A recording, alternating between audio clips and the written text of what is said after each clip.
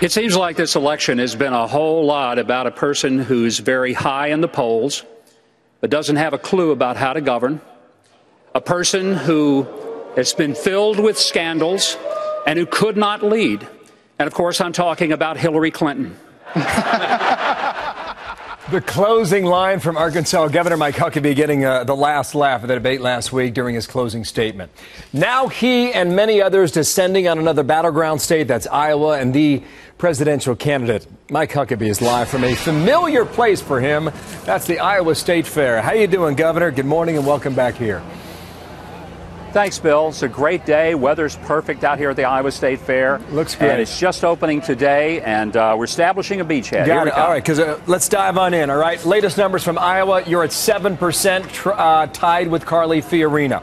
What's moving in Iowa now? Well, we always say that when it's hot and you're hot, you'll be cold when it's cold. We're just where we need to be right now. We continue to do well in Iowa. Holding up in the top few. We were number 3 in a Reuters poll yesterday, and that's a good spot for us. This is a long process. People are still sorting it out, and the Iowa people, they'll make decisions late. And being at the state fair is a good way for us to get out here and visit with some people of this state, explain to them why I should be the next president. I got it. But back on the numbers here, right? You see the people making a move. They're outsiders. They haven't held office before. Are they going to box politicians like yourself out, Governor? No, I don't think so. Look, people are angry at Washington. Heck, I'm angry at Washington. I'm pretty fed up about a lot of stuff. The overspending, the lack of Republicans in Washington doing anything they said they were going to do.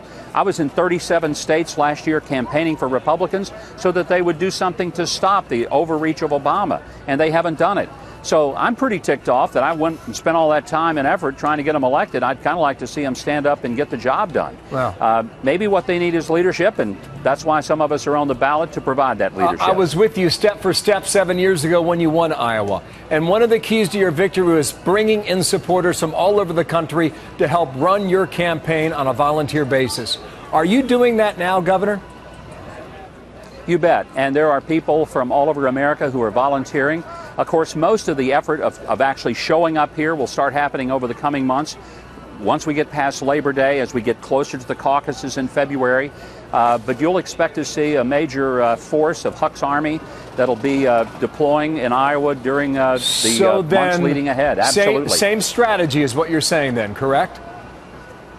Well, the same strategy as far as you've got to organize and build a structure. A lot of people think that you can win Iowa with a media campaign. Bill, you can buy the top 500 feet of every radio and television tower in Iowa and still lose. If you don't go out and work with people one-on-one and get them to the caucuses and organize in all 99 counties, you're simply not going to win here. So we understand what it takes to win. 8 years ago, I got the most votes of any person who has ever run in the Iowa caucuses in its history.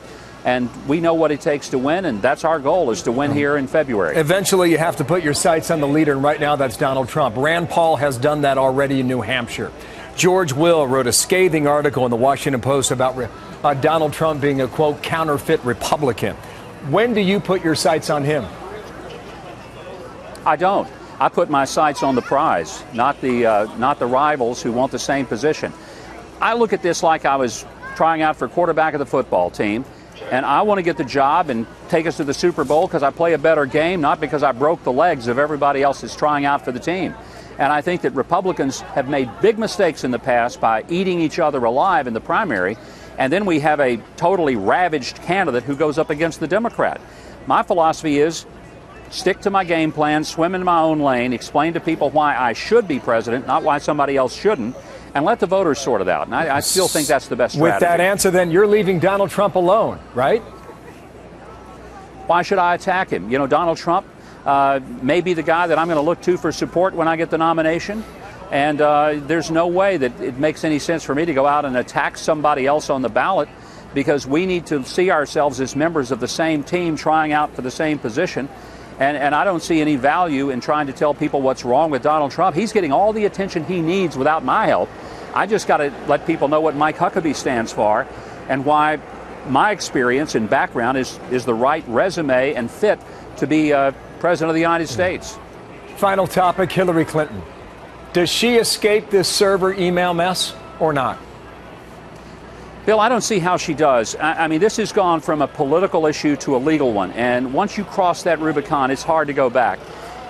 If David Petraeus was convicted of giving access just to some classified files, and she has had top secret files that have been accessed through a private server, this is a serious legal issue. And she can scream all she wants about how it's just a matter of the right wing attacking her. No, this is about her violation of the law. And if she did what's alleged to have been done, first of all, unlike most people, she got to turn hers over. Most people would have had a raid at midnight on their house to get those servers.